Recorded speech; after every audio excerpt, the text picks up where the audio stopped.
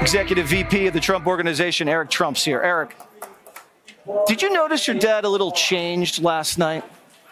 Yeah, there's no question. There was a humbleness. And, you know, it's honestly, I'm infuriated as I just watch you go through this intro. I mean, my father almost lost his head because of that incompetence. Think about that excuse. Secret Service isn't capable of walking up a roof that has a narrow pitch. My 4-year-old daughter could have walked up that roof, and they let a gunman at 130 yards, which is a chip shot. It's a 4-inch putt. Take a shot at the former president of the United States and very likely the future president of the United States from 130 yards away because they were afraid to step on a narrow roof. That's really her excuse.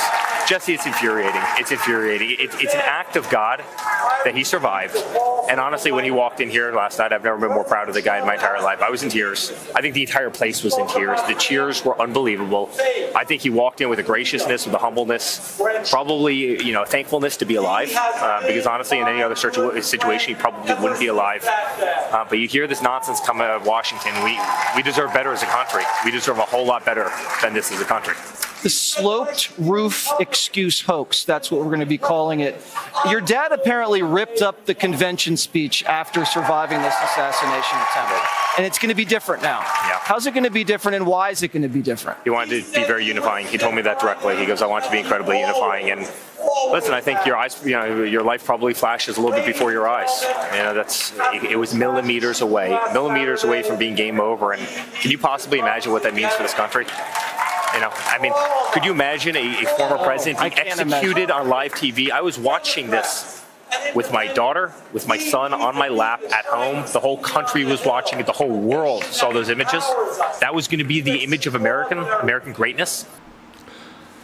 Ja, men god dagens igen. Det var väldigt vad det blev avsnitt den här veckan då. Jag sa ju till mig själv, det räcker med att köra de här 3 kapitlen med talboken. Palmemordets nakna fakta.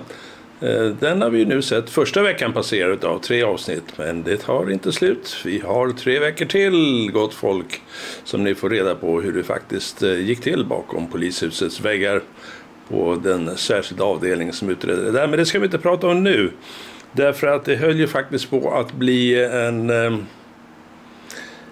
ett politiskt mord till för bara ungefär en vecka sedan, lite drygt. Eller ganska exakt när det här sänds faktiskt. En makalös händelse som den kommer att gå till världshistorien, därför att det har väl sällan varit någon som har klarat sig med mindre marginal. Och jag börjar, som du ser, det här lilla inslaget idag med just Donald Trumps son Erik, som berättar väldigt väl hur det uppfattades känslomässigt av familjen. Och det kan vi bara, jag tror inte man kan tänka sig in i det, leva sig in i det. Och det är klart att de vet ju så väldigt väl hur nära det var. Att det inte blev att pappa, farfar och den officiella Donald, att han hade kommit hem överhuvudtaget. Utan att det hade blivit planeringar för en begravning istället. Jag har aldrig någonsin, tror jag, i kriminalhistorien hört talas om något som har varit så nära. Och nu finns det också 3D-animationer som visar just hur kulan strök förbi. Och fast när man har sett det där avsnittet flera gånger, så tänker man, där är huvudet fel. Hade han avlossat där och där, ja, då hade det varit slut. Men i precis sista sekunden så vrider han lite extra på huvudet. Och så svischar den där förbi då. Det är makalöst. Men hur blir man som människa efteråt? Ja, jag pratade med en kompis om det häromdagen. Och han sa att han kan väl inte hämta sig igen. Han kan inte komma tillbaka. Jo, det gör man nog. För många herrans år sedan så var jag faktiskt inblandad i en flygkrasch som höll på att gå käpprätt åt skogen. Det hade varit slutet om vi inte hade vidtagit vissa i sista sekunden åtgärder. Planet blev ju väldigt tillknycklat som väl var, men vi kunde kliva ur den där kärran och satt oss på en bergsknalle en bit därifrån och bara suckade lite grann, andades ut. Men så sa jag till honom, min kompis, att nej, vi måste upp igen. Vad menar du, sa han. Nej, det här går inte. Så att vi hade ju startat från Bromma. Vi tog oss tillbaka till Bromma flygplats, tog ett annat flygplan och så stack vi ut en sväng igen. Och det är väl ungefär som ryttare också säger när de blir avkastade. Går du och väntar för länge eller tvekar du, då kommer det bli svårare och svårare att kliva upp i sadeln igen. Så jag tror ni som rider och varit med om det där, ni håller med om när jag säger att tillbaka upp på hästryggen så fort du bara någonsin kan, om du har slagit det halvfördärvat förstås. Det hade inte vi gjort och det hade inte heller Trump gjort, möjligtvis psykiskt. Men han gick ju alltså på morgonen på söndagen, så gick han ut och slog lite bollar på golfbanan. Och det är många som frågar, hur kunde han göra det? Jo, därför jag tror att han i sitt sinne och sitt psyke kom överens med sig själv om att nej, jag kan inte ligga här och titta upp i taket. Och det är han nog inte som människa skapt som heller. Jag kan inte ligga här och titta upp i taket och tänka att vad hade hänt om det? Vad hade hänt om det? Nej, jag lever här och nu och tack för att jag fick den fantastiska gåvan, livets gåva. Det som kunde ha ryckts bort på en sekund, där alla hade önskat, varför skulle det hända? Tänk om det inte hade hänt. Ja, nu hände det inte och så får alla vara tacksamma för det. Så att han gick ut och slog de där bollarna och tänkte säkert, men han aktiverade sig. Och det var ju bara 2 dagar efter det att de här skotten föll. Det vill säga ett skott mot honom, och det var ju flera stycken i publikhavet där som skadades svårt, 2 som det verkar som att de klarar sig. Men det slog ju också ihjäl en pensionerad brandman. Han fick ett skott i huvudet då, och det var väl det skottet som passerade förbi Trump. Och än idag, nu, så är ju de här konspirationsdårarna ute och hävdar en del saker. Vi ska få se strax. Och han går alltså in till den här konventet. De frågade ju, hade haft diskussioner, ska vi flytta på, ska vi ändra? Nej, vi ändrar inte på någonting. Det enda han gjorde, det var att riva sönder sitt ursprungliga tal, och han har hållit och skrev ett nytt tal. Och det var ett mäktigt tal som han höll där på det där konventet när han accepterade nu i torsdags så accepterar han ju då nomineringen som republikanernas presidentkandidat. Och med alla mått mätt så är det väl på det viset att det bör, vad man ska aldrig säga aldrig, men det ser ut som att det kommer att bli en ganska övertygande vinst. Sedan så är det annat fulspel som pågår på demokraternas front. Tydligen, man vet inte, men som vanligt i sånt här modus operandi med såna där människor, så när de vill få ut ett budskap, då börjar de läcka. De börjar läcka information till höger och vänster i pressen och media och överallt. Och nu är det då läckt att Biden kan tänka sig att avgå bara om doktorn talar om det för honom. Vi såg honom knappt orka stappla in till den lilla trappan till Air Force One häromdagen. Och han såg mycket krasslig ut. Och de säger ju då att han har fått covid-19. Ja, jag undrar, det är väl inte så många. Och det är trots fyra smackisar har han ju tagit, sägs det. Han har bara milda symptom. Men vet du, det här kanske redan har hänt när det här sänds. Men jag tror inom bara någon dag eller några dagar att det kommer att komma tillbaka att nej, av hälsoskäl, han blev inte kry efter den här covid-19, så har han bestämt sig för att han hoppar av det där racet. Så tror de att alla är så dumma så att de går på den grejen. Men det där är ju demokraternas då bekymmer, att de inte kan ha honom kvar efter all massivt motstånd mot Biden. Det är väl ganska uppenbart. Då blir det ju väldigt intressant istället med vem det är som kommer in som ersättare. Och där verkar det vara samstämmiga uppgifter att Kamelen Harris ska komma in då och bli presidentkandidat. Ja, det gör det för allt i världen. Vi vill ha lite rolig underhållning. Men med henne i rollen så blir det väl närmast nästan lite fusk, va? För jag menar, då kommer ju Trump att vinna nästan på walkover. Det är liksom inte i samma viktklass alls. Nej, demokraterna, de är riktigt fula. Mycket fula. Allt det de har gjort under de här tiden och de här åren som... Ja, ända sedan då Trump tog den där rulltrappan 2015 var det väl ner i sitt Trump Tower och deklarerade att han ville bli president. så har de ju stakat ut vad de ska göra för honom. Det finns ju då märkligt nog, det är väldigt märkligt, det finns det människor som säger att det var ett synd att inte den där skytten att han träffade. Hur kan man säga så? Jag tycker Biden är en hemsk politiker. Jag känner till massvis av hemska politiker. Jag tyckte inte om Palme, jag tyckte inte om många politiker. Men man skjuter inte sina motståndare. Det gör man inte, man röstar bort dem. Och att bara kunna, alltså en vuxen människa kunna säga att det var synd att han missade. Men det kommer ni strax att få se också. Nu ska inte jag bubbla så mycket för att jag vill få ihop det här så att jag kan lägga ut det. Utan det är helt enkelt på det sättet att jag har satt samman ett antal klipp från Fox och från Sky News Australia, från Salty Cracker, ifrån Matt Welch, och ni ska lyssna på en speciellt. Jag tror att ni kommer att höra en röst som låter väldigt lik Richard Attenborough i någonstans i det här avsnittet. Då kommer ni också att få se människor som man undrar, är ni vuxna, vanliga, vettiga människor?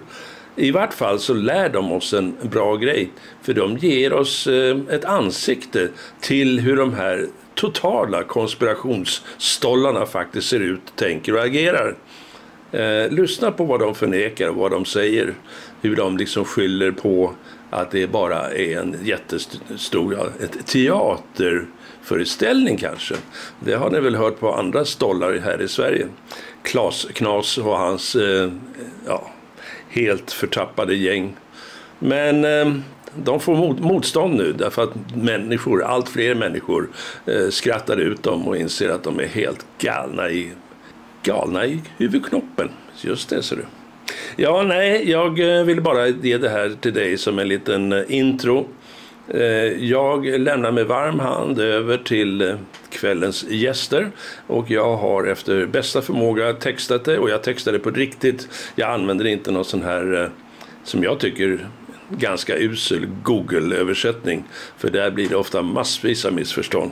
Jag kan nog förbise någonting också så att ni kan hitta och götta, och de som vill det, som vill götta så att man gör något fel. Men jag gör det på gammalt traditionellt vis, en riktig översättning, och jag hoppas och tror att det blir lite bättre innehåll, att man får ett bättre grepp om vad som sägs då. Nej, jag skulle ju hålla igen truten, sa vi. Då gör jag det. Och så varsågod, här kommer dagens lilla, ja, är det underhållning eller upplysning? Ja, det är nog en blandning, tror jag. Varsågod. It's a false flag. False flag. Yeah, false flag. Somebody died and 2 people injured. What do you think about that? False flag.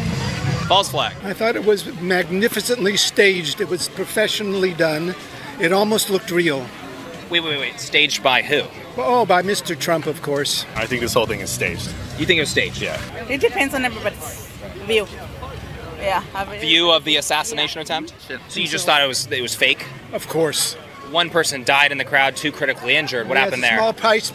It wouldn't matter to Trump. Do you think he cares if people die for him to be elected? Death doesn't mean anything to Trump. I think that he walked away alive with perhaps a scratch on his ear. Yeah, it grazed his ear. Yeah. Of course, behind the scenes, that was all fabricated. Some noise. They put a little scratch on his ear, threw a little blood on his face. Now, so you think that they planned from 130 yards away to shoot off the corner of his ear? And they never shot off the corner of his ear. Oh, yes, absolutely, of course. With the people sitting around in the rows behind Trump, perhaps they managed to jump the barrier, scratch his ear, throw a little fake blood on him, and boom, we'll call it an attempted assassination. Nailed it. Makes total sense. And there's more. You're disappointed that the shooter missed Donald Trump? 100%. 100%. No, well, nothing. He should have died. She doesn't like him as much as I do, but she's a little more sympathetic to people dying. Do you think that the shooter was justified? He did what he wanted to do. Do you think it was justified? Like, do you think In his eyes, I'm sure it was. But you know what? Since he missed, I can guarantee you there's going to be 100 people that are going to try to not miss. Yes, she's a bit more sympathetic to those dying. Yes, the lefties, they're such pleasant people, aren't they? And the circus keeps delivering. Absolutely. You guys are out here on the heels of the attempted Trump assassination. Can I get your reaction to what happened the other day? Well, it's a shame the person missed, but it's ironic that the shooter was also a Republican. Now here is a plot twist I bet you didn't expect. I see you have a crossbow over here. Can you tell me a little bit more about it and why you decided to bring it here? You have I don't know what it is. It looks like a crossbow. Yeah, it's a pistol crossbow. I don't like firearms. This is a much safer alternative, and it's used only for personal defense as an absolute last resort. I see you have a hammer and sickle tattoo. Can you tell me more about this tattoo? I was born in the Soviet Union. I was brought here when I was a little kid, but it's just a symbolism of where I came from. Aha, got it. Thank goodness that tattoo clears up all of the unanswered questions I had about that particular lefty.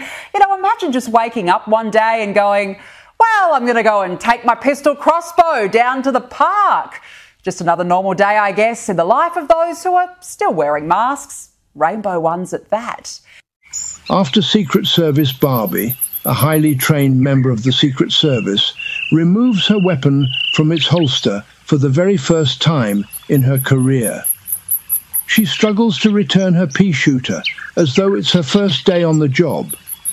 Fortuitously, her skills from a previous life as an amateur actress come into play, allowing her to convincingly mimic the swift draw of the weapon and scan the horizon for threats. Chewing her gum nonchalantly, she attempts to exude a tactical demeanor, reminiscent of a fusion between the Blues Brothers and Rosie O'Donnell. Now, the host of the left-leaning MSNBC show Morning Joe, Joe Scarborough, has criticised his own network for taking the show off air in the wake of the shooting. The talk show was reportedly pulled because NBC bosses feared an anti-Trump guest might make an inappropriate comment, exposing the program as if it already hasn't been exposed, and the entire network to a political backlash. But here's what the host had to say on air. Next time we're told there's going to be a news feed replacing us, we will be in our chairs. We'll be sitting here. Yeah, and the news feed will be us, or they can get somebody else sitting here to host the show. Well, the world would be a better place if they did indeed quit, because have a listen to some of Joe's previous meltdowns. And if he is voted into office, then a lot of these people that are talking about literal or figurative or whatever the hell they're saying, you're going to look like idiots. Because he will get away with, he will imprison, he will execute whoever he's allowed to imprison, execute, drive from the country. Listen, if they voted for Trump in 16, whatever. They voted for Trump in 20, they knew exactly what they were doing. If they vote for Donald Trump in 2024, they're knowingly voting for a fascist. They're voting for a racist. They're voting for somebody that wants to put this country 200 years in the back. Army, the guy is clearly completely unhinged. Isn't it time to cancel this show permanently? The latest update to the attempted assassination of President Donald J. Trump at his Pennsylvania rally is by far the most shocking update we've received as of yet. The latest report indicates that the perpetrator who was perched up on top of that roof had supposedly been identified before the first shot was fired. You heard that right? 26 minutes. Nearly 30 minutes, that guy was up on that roof, supposedly fidgeting around, also apparently being caught using a rangefinder, figuring out his distance. Allegedly, according to reporting, the Secret Service and the local police department had 26 minutes to do something, and they did nothing. It's absolutely unbelievable. Crazy enough, it's not even the worst part. The worst part is actually the federal government's response. We're gonna get into that. The level of entitlement is frankly shocking. Let me show you guys exactly what I mean by that. We got some stuff to get into, so let's roll the tape. All right, folks, so let's first start off with the breaking news. Sniper team was inside the building where Trump shooter Thomas Matthew Cooks opened fire from the roof, and cops spotted him 26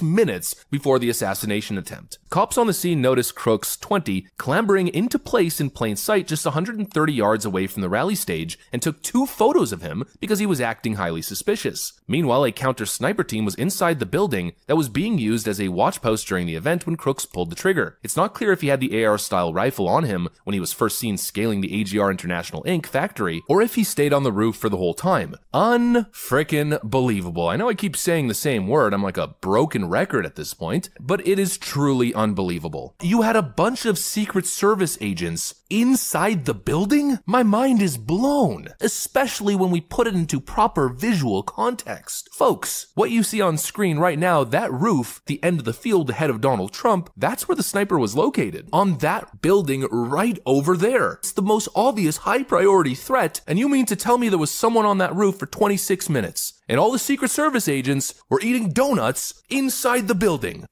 My brain is exploding. I actually don't understand this. There's no way that you could explain this. And if the explanation is incompetence, well then why haven't we seen mass resignations? You know, usually when you see a failure to this degree, those in charge, the buck stops with them, you'd expect them to resign from their post. But of course, in this case, that's not what's happening at all. Here's Kim Cheadle's response when she was asked. What was your reaction when you saw the events unfold on Saturday? Shock, and then concern, obviously, for the former president. This is an event that should have never happened. Who is most responsible for this happening? What I would say is that the Secret Service is responsible for the protection of the former president. So the buck stops with you?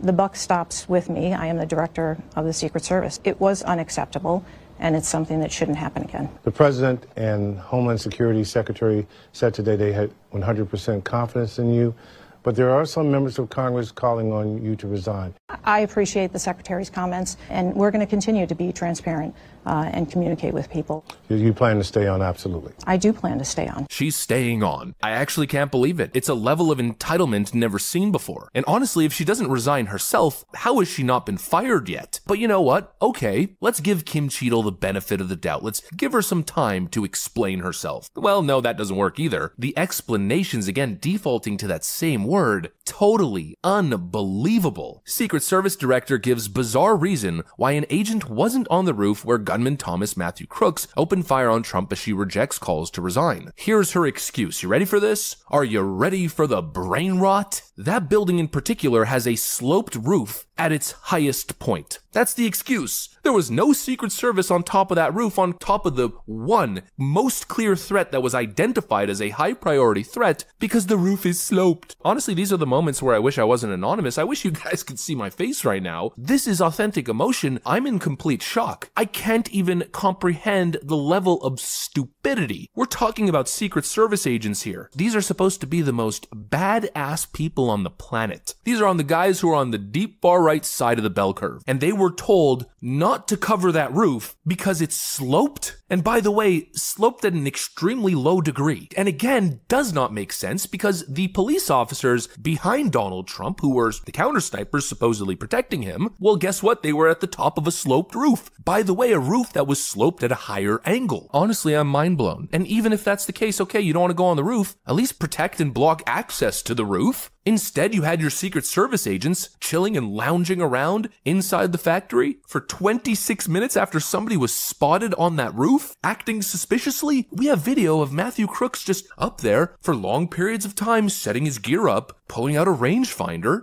Look, there he is right there. Right there, see him? He's laying down. See him? Yeah, he's laying down.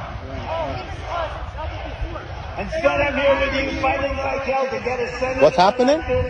And to make sure we take back the White House. And Secret Service was literally in the building right below him. How does that happen? How was Trump not pulled off the stage? How was he allowed to stay there? How was that roof not covered? And most importantly, how has Kim Cheadle not resigned? It is the most unbelievable thing. The Secret Service agent couldn't stand on a sloped roof. Okay, well, explain this photo. That's a Secret Service agent at the White House on a more aggressively sloped roof than the one at the Trump rally. These explanations aren't cutting it. In fact, they're making it worse. And really quick, I want to show you guys the full quote here. Here's what U.S. Secret Service Director Kim Cheadle actually said. That building in particular has a sloped roof at its highest point. And so, you know, there's a safety factor that would be considered there that we wouldn't want to put somebody up on a sloped roof. She's talking about Secret Service agents as if they're 5-year-olds. And so, you know, the decision was made to secure the building from the inside. What transpired instead was a security nightmare. Thomas Crooks was able to scale the building and secure his own position, while local law enforcement struggled to locate him, even amid pressing warnings from members of the Trump crowd. And just wait till I read this one. Quote, but there wasn't sufficient time to act on the tips, she explained. Kim Cheadle says there wasn't time to act on the tips, but they had 26 minutes. 26 minutes to get Trump off that stage. And then after that, in the actual moment when the perpetrator was ready in firing position, we counted what? 2 minutes and 3 seconds of people yelling, "There's a guy on the roof, police, police, there's a guy on the roof," and again, nothing was done. If they had 30 seconds, they had enough time. That should be the standard for Secret Service. One little hint, the fact that there's a suspicious person on a roof in general, the president should have never been brought on the stage. The fact that they spotted him with a rangefinder on the roof, the president should not have been on the stage. The fact that they had counter snipers on the roof behind Trump who locked their sights on him, again, the moment he was spotted, Donald Trump should have been taken off that stage. It's simply unbelievable, especially the way things have transpired. All the threats, veiled threats, explicit threats, Joe Biden saying last week we need to put Trump in the bullseye, you know, the list goes on. All of that being said, the clear heightened security risk around this man, and this was the work they produced. Diverting those security resources away from the Trump campaign when he is obviously the man most at risk, it's inexcusable. Having Trump surrounded by Secret Service agents who are half his height, clearly not trained, I mean desk jockeys that just got sent on the field, it's simply unacceptable. Having seen the sniper and not acted for all that time, not only unacceptable, but inexplainable. And the same thing with US Secret Service agents securing the inside of the building instead of the top because the roof was slightly sloped. Unbelievable, inexplainable. At this point, I mean, heading into the conclusion, I mean, I'm out of words. I don't even know what to say anymore. You guys are smart enough to make your own opinions. I've laid out all the facts there. Form your own opinions. Holy frickin' crap. Can't say I'm awfully comforted by this. Every day, every minute, we're getting more videos that seems to be showing me that this was an inside job. Add this to the pile over here where you've got Secret Service and state police scrambling to get to the scene of an attempted assassination of an ex-president, a dude who's currently winning the presidential race, and a guy who represents at least 80 plus million non-commies, and they're stopped. By what? Dragon? I mean, what's going on? No. A fence. Climb it. How are we supposed to climb this? Huh? I'm wearing Secret Service issued khakis. I don't want to rip them. I got to put in a requisition order to get new pants. Oh, I can't be doing. No, climb the fucking thing. Oh, it's all wobbly. It doesn't even have the thing on the top to stabilize it. I can't be climbing this. Why the shit not?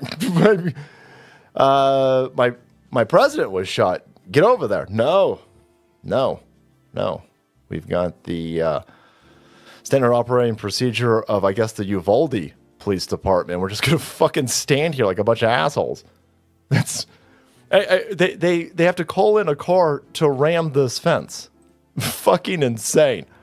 So this is what constitutes Secret Service and state police. Look at it, like, hey, yeah, ram this thing. Yeah, we got time. Look at this. For fuck's sake, you can't even ram this fence, huh? What is this fucking fence made out of? Adamantium? Adamantium? What? Nerd reference. I put it in there, right? Roll with it. There you go. Oh, fucking dude fell over. I mean, for fuck's sake, jump over the goddamn fence. I mean, holy balls. Can't tell you how many fences I jumped over as a kid. And these guys are like, nah. Look at this fucking dude. All right. Topher, put it in maximum overdrive. Beep. Fucking hell. Donald Trump, you're in so much trouble. People are pointing out that the people on stage with him are U.S. Marshals and not Secret Service. Boy, I wonder why, Abe. I wonder why. Dude knows. The dude knows. This entire building over here, I guess cops were inside of it. And you obviously can't put anybody on top of it because it's super duper slopey on top. And there was just, they're stopped by a fence. A chain link, stupid. I've seen dogs jump over fences like this. There you go. Oh shit, there's two fences. Holy fuck. Oh God, no, what are we going to do? Oh, listen, this one we just kind of duck under. Holy shit, Trump, you're in so much trouble if you're relying on Secret Service at this point. Look at this. Look, the owner of the land runs over and he goes, idiots, for fuck's sake, go. Look, these guys get stopped. Like, no. Listen, ducking. You want me to duck under this? Come on, that's tape. Might be sticky. I don't want to do any of that. I'm just gonna rest under the shade of this fucking tree right here. What the fuck is going on? Oh, I know exactly what's going on. The deep state tried to kill my dote. Hey guys, careful up there. It's super duper slopey. Super duper slopey, apparently. Yeah, that's why we couldn't have anybody up there earlier, except for the dude who shot my president. Fucking insane. How come this cop car ramming the fence wasn't painted with rainbows? Maybe that would have solved this issue over here, huh? Holy fuck! This whole thing, this whole thing is an absolute gigantic clusterfuck, and the only reasonable conclusion that you could come to this is that the globalists, the elite, they wanted Trump removed from the situation. But there you go. Other than a super duper slopey roof, the second biggest impediment to Secret Service getting to Donald Trump or getting to the shooter was a wobbly fucking chain link fence. Holy hell.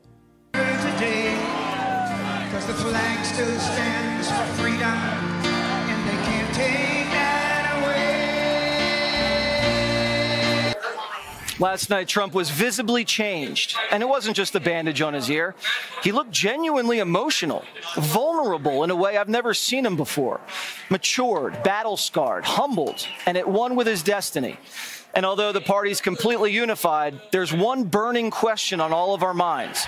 Did Biden's Secret Service almost get Trump killed? All evidence points to yes. We're told tonight that U.S. authorities had intel of an Iranian plot to assassinate Trump. CNN reports that Secret Service knew it and beefed up security ahead of his Saturday rally. If you believe this report, that means the security Trump had on Saturday was beefed up. Impossible. Credible reports say Trump's security detail was starved of manpower. Agents were reportedly diverted to a hastily arranged small Jill Biden event in Pittsburgh at the same exact time as Trump's rally. And Kamala happened to be in Pennsylvania that day, too. The Secret Service denies resources were diverted, but reports say they were stretched so thin, they only had 2 counter snipers for the rally, 2. And they had to farm out the rest of the protection to local stringers. The Secret Service director, Cheadle, said the assassin's rooftop was a vulnerability, but they decided to place counter snipers inside the building instead. Here's why. Should that roof have been secure, period? That building in particular has a sloped roof at its highest point.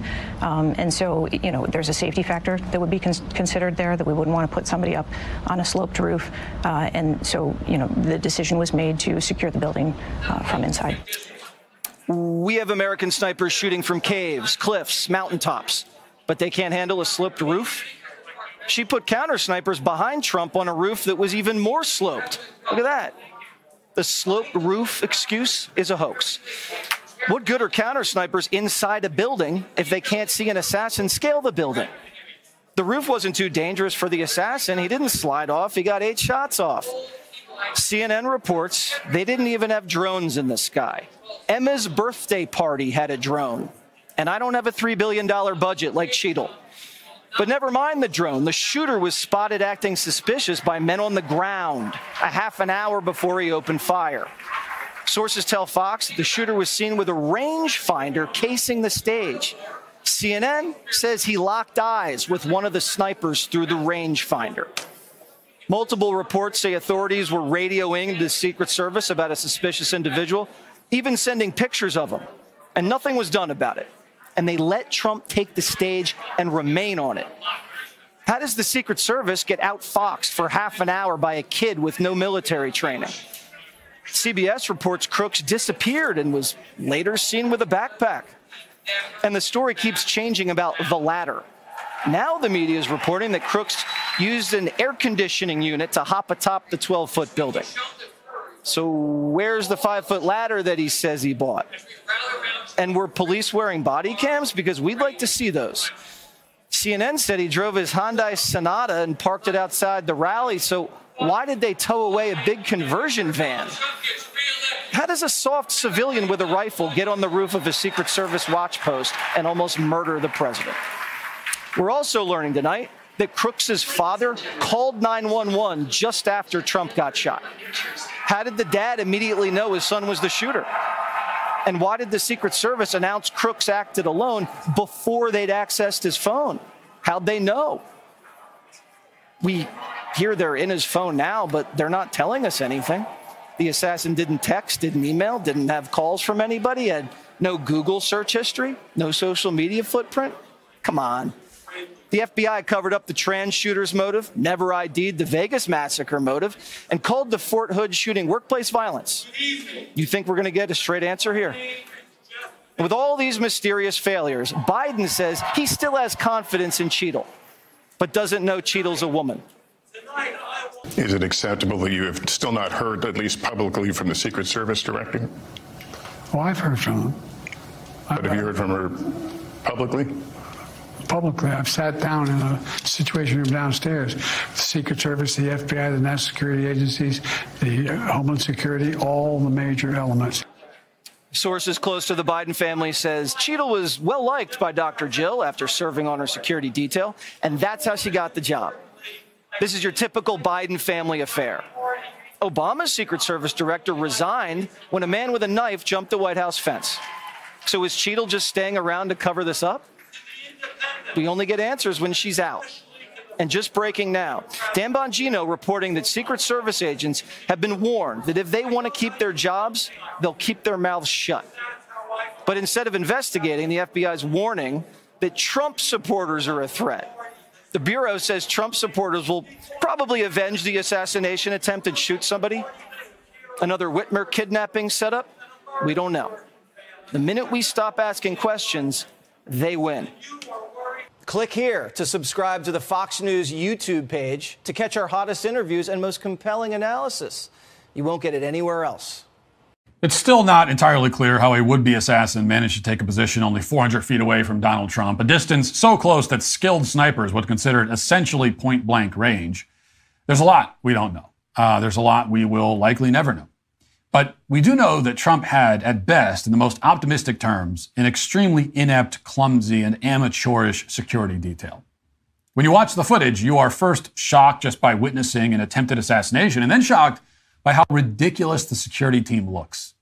And this absurdity is due, not entirely, but in very large part, to the fact that the 6'3" Donald Trump was protected by more than one tiny, and from the look and sound of it, rather scared and overwhelmed woman.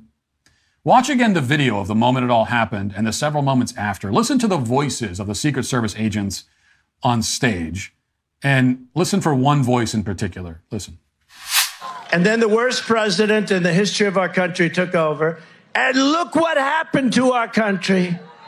Probably 20 million people. And you know, that's a little bit old, that chart. That chart's a couple of months old. And if you want to really see something that's said, take a look at what happened.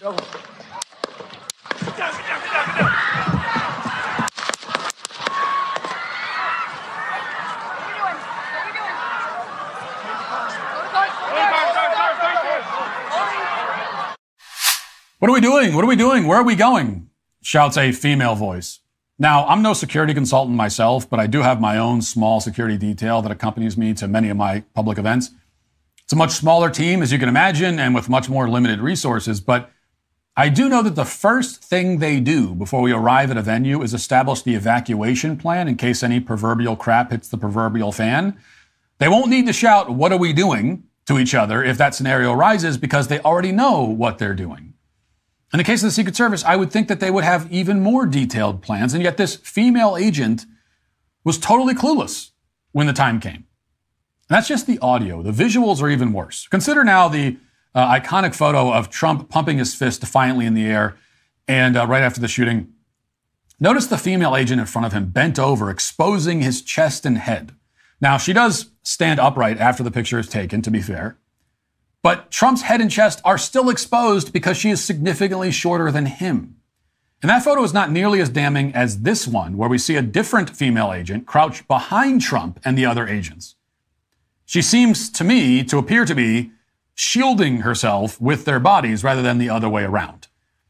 And a few moments later, we see that same female agent, along with two others, looking, it would seem, panicked as they stand around Trump's vehicle and then wander away from his vehicle, leaving it exposed before coming back to it. Watch.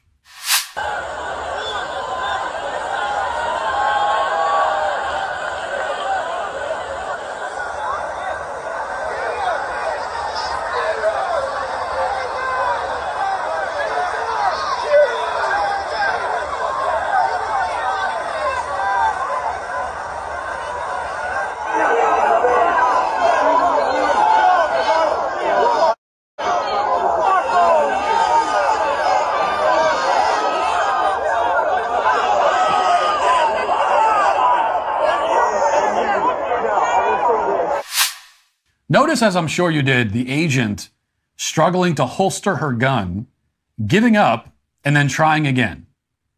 It is a comedy of errors, only the comedy is not very funny given the circumstances, say. Now, you might say that it's unfair to pin the security failures on the women. After all, the failures here go all the way to the top. I mean, they go far beyond the agents on the ground that day. Well, unfortunately, the person at the top of the Secret Service is also a woman. Kim Cheadle was appointed Secret Service Director by Joe Biden in 2022. Immediately upon being appointed, she did what liberal women in charge of any agency, organization, or company always do: prioritize DEI above all else. The Daily Signal reports, quote, Cheadle has been a forceful advocate of diversity in the Secret Service and the security industry. She spoke about this in a 2022 interview with the website Women in Security while she was still working at PepsiCo. Quote, that achievement in a male-dominated industry was not lost on me, Cheadle said in the interview. I kept a photo on my desk of the first 5 women sworn into the service, and I used that to remind me that these women created opportunities for me, and I can help others grow and lead as well. In a CBS interview in 2023, Cheadle addressed some of the issues in the Secret Service and said that a major priority would be diversity efforts. CBS noted that Cheadle was committed to having the Secret Service be 30% women by 2030. Well, it's truly shocking, isn't it? The director of the Secret Service was focused on using social media influencers to attract more female applicants, and somehow that strategy did not result in a more skilled and competent workforce at the agency. What a twist. Who could have seen that coming? I mean, besides everybody with a functioning brain. Now, from my vantage point, it could not be more clear that DEI policies and the forced inclusion of women probably played at least a role in this tragedy. DEI almost got a presidential candidate killed, we can now say with some confidence. But does that mean that no woman should ever be allowed to serve in the Secret Service? Well, yes, it does. A serious country would not hire women to protect its presidents, for all of the reasons exhibited in painful detail on Saturday. For one thing, even if they do their jobs perfectly, they still lack the physical strength and stature to provide cover for a larger than average man or even a smaller than average man. Look at the woman standing in front of Trump. Does anyone really think that the best person for that job, the best, most qualified human to be standing there in that position, in that situation on that day, is a woman 2 heads shorter than the man she's protecting? Would any serious person deny that it would have been much better to have a larger and stronger man there? No, not any serious person. This is why there should be no women in the Secret Service at all. This is supposed to be an elite security unit, and there is just no way that a woman, any woman anywhere, could be more objectively suited for the job than all the men you'd have to pass over to select her.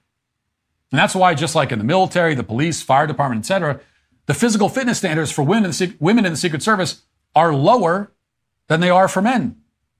Okay, which means the people making the decision to recruit women into these roles know that women are less qualified, which is why they lower the standards in order to recruit them. But I think this is the easy and, among sane people anyway, uncontroversial part of this conversation. Women are smaller and weaker than men. They just are. A man like Trump should not be protected by women smaller and weaker than he is. And that's reason enough to exclude women from the agency. But it's not the only reason.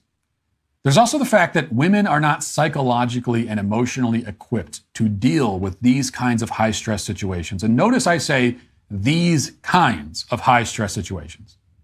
There are other kinds of high-stress situations that women are built to endure. Pregnancy and childbirth, for instance, are high-stress situations.